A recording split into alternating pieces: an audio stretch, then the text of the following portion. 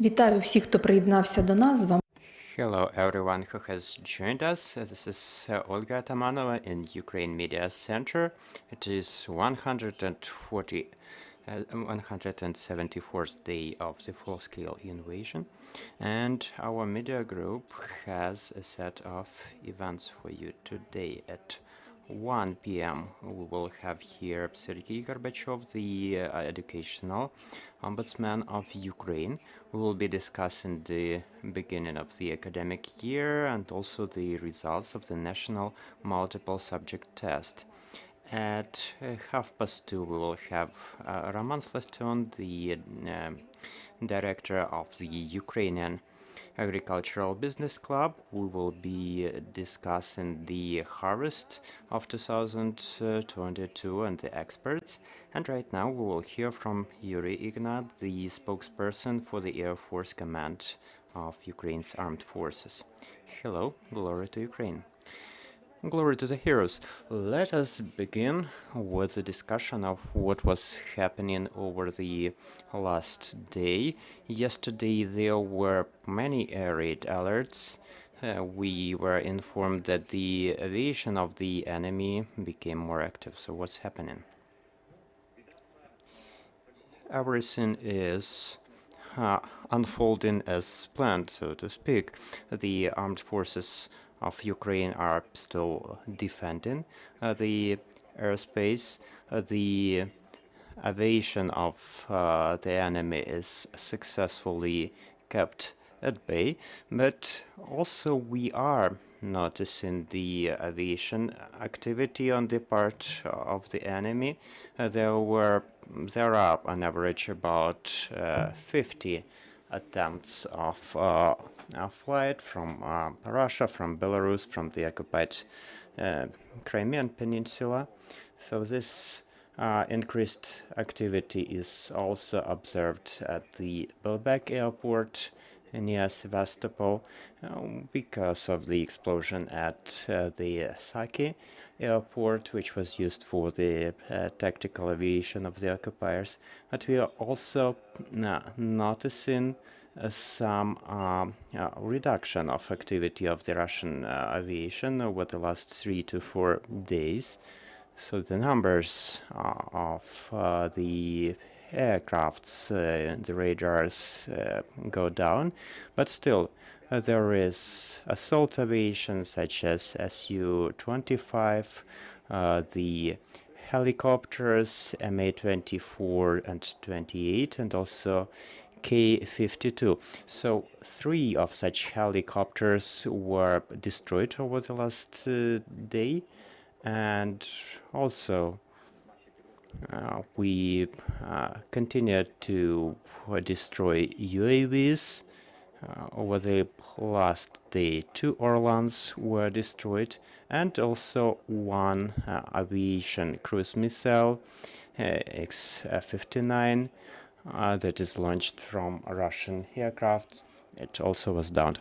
So our aviation is still patrolling the airspace here in Ukraine. Also, they are defending from the air the activities of the assault aviation and aviation of the land forces. So over the last day, there were 10 different attacks on the occupation troops in the east, in the south of our country. Some MLRS systems and tanks and equipment and troops of the enemy, as well as field storage facilities with ammunition and fuel were damaged. So in the beginning of this full-scale invasion, there were 700 aircrafts around Ukraine, including 450 planes and 250 helicopters. So many of those were destroyed already, but the enemy has the capacity to refill them, bring in more equipment from other regions of their country. Right now, there are 430 aircrafts near Ukrainian borders in Russia, Belarus, and the Crimea. But also the numbers of helicopters are up. Right now, there are about 360 helicopters that the enemy keeps close to the borders.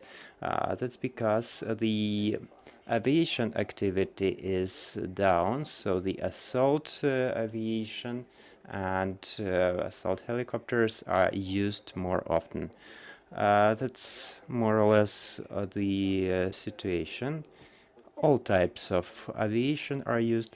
We see strategic aviation, long-range bombarders, destroyers, Su-34, assault aviation, also A-50 aircrafts, which continue to be deployed in Belarus and Russia.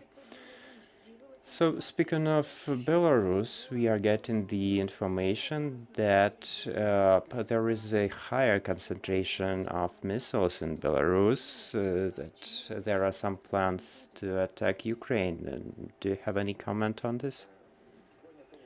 The armed forces of Ukraine keep tracking the movements of the troop and also transportation of Iskander and other missiles. It's not happening on some specific date. It keeps happening all the time. So there are some data, some intelligence data, some open source data, according to which the enemy is bringing in more capacities to the Belarusian territory.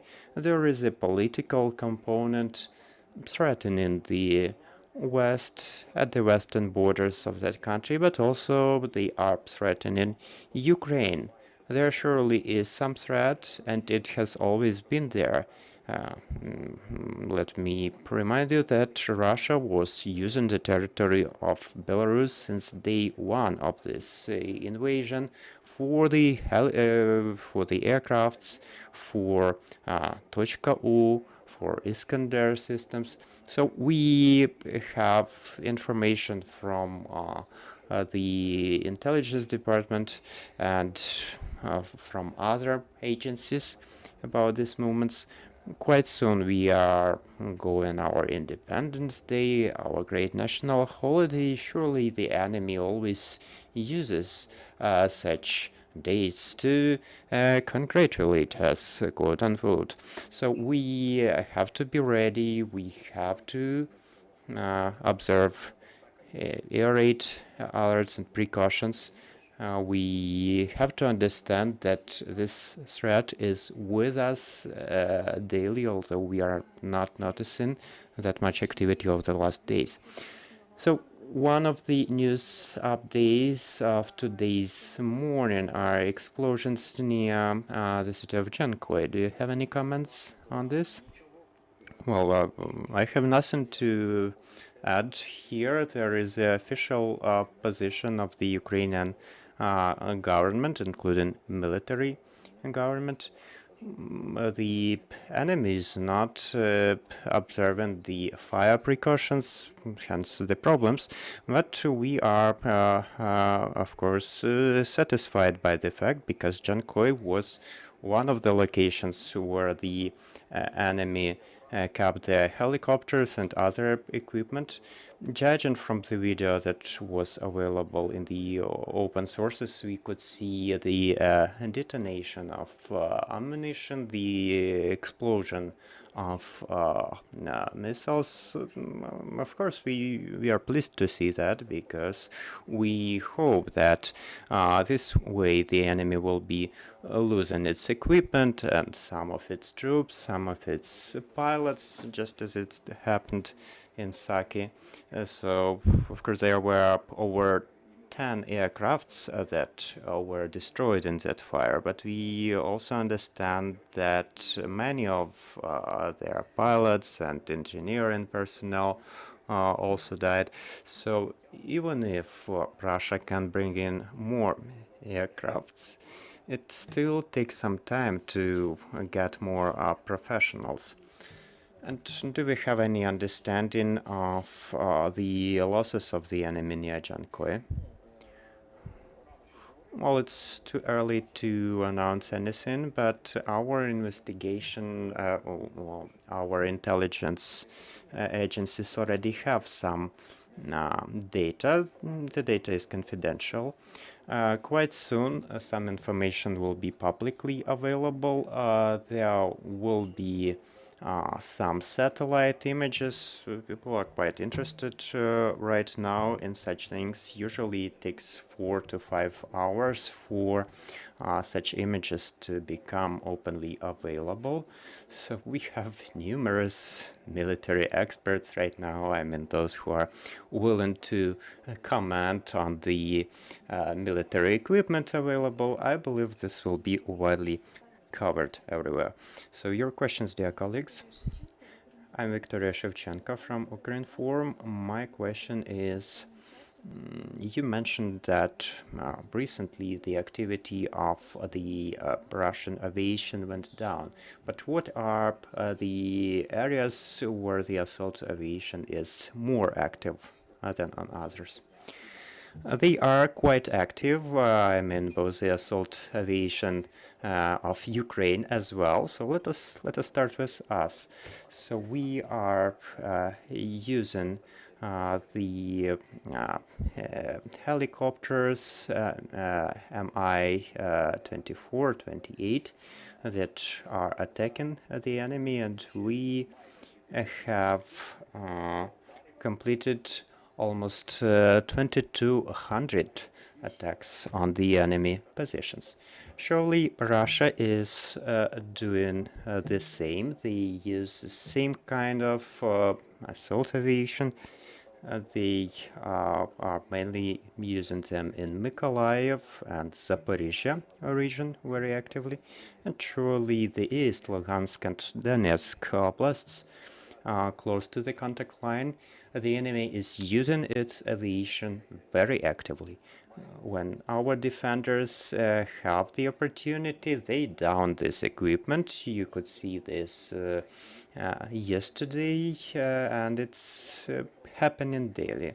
So yeah, basically the citizen towns close to the contact line where the enemy can attack from low heights.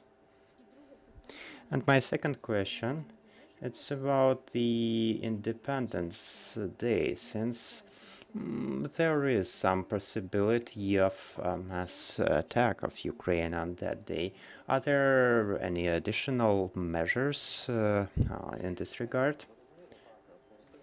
Yes, for sure.